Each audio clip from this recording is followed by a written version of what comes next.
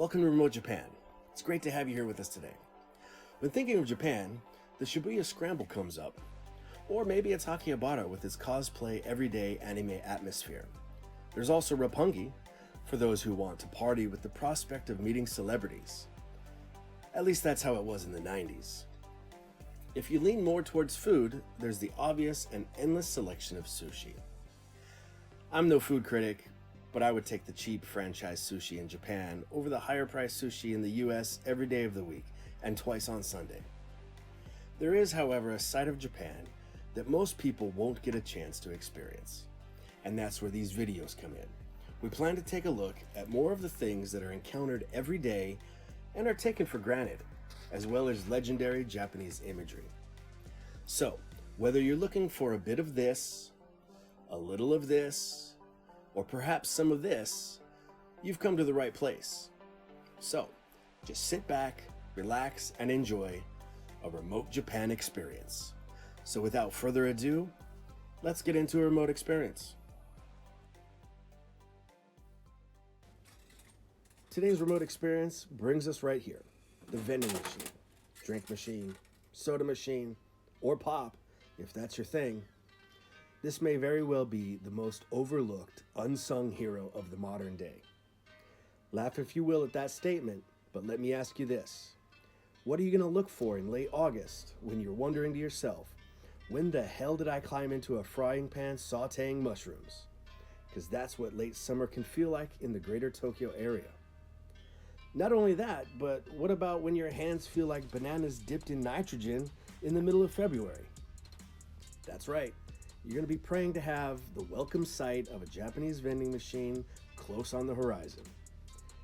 Actually, depending where you are, it's not all that dramatic, but it is a good feeling to have the needed refreshment so near at hand.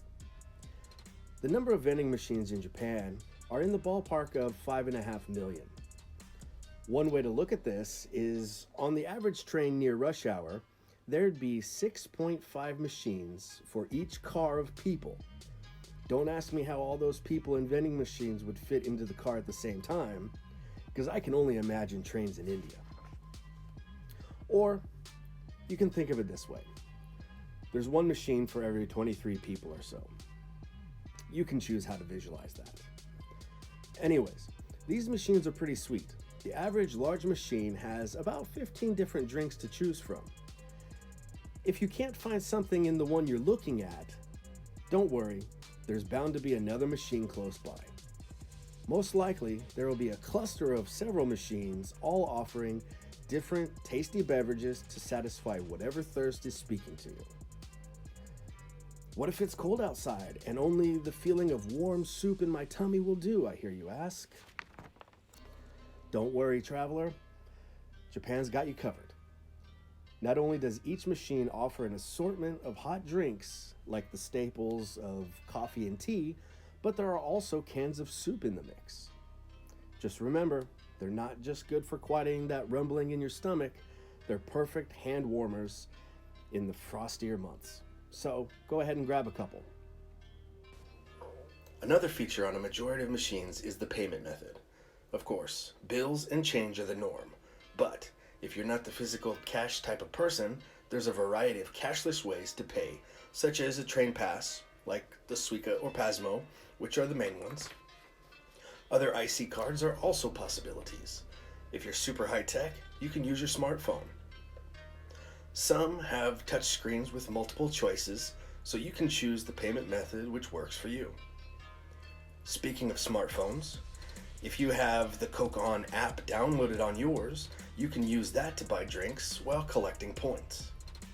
That's one thing Japanese can't get enough of, point cards. They're crazy on the point card system. Some machines accommodate more popular cards. Got a gambling itch to scratch? Don't worry, Japan's got you covered again. Regardless of the bells and whistles it's equipped with, it's a way more welcome sight than its American counterpart. Imagine you're out at 1:45 in the morning with a sudden need of liquid refreshment. Which would you rather run across?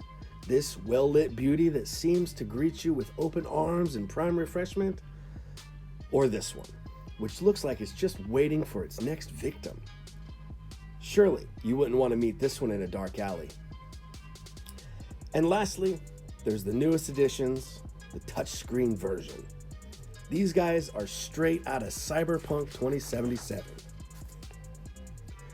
This is just the tip of the iceberg when it comes to Japan's obsession with vending machines. That brings us to the end of this remote experience. If you'd like to see more videos like this, hit the like button, maybe subscribe, or leave some comments below on things you'd like to see in future videos. Thanks for watching. We'll see you next time.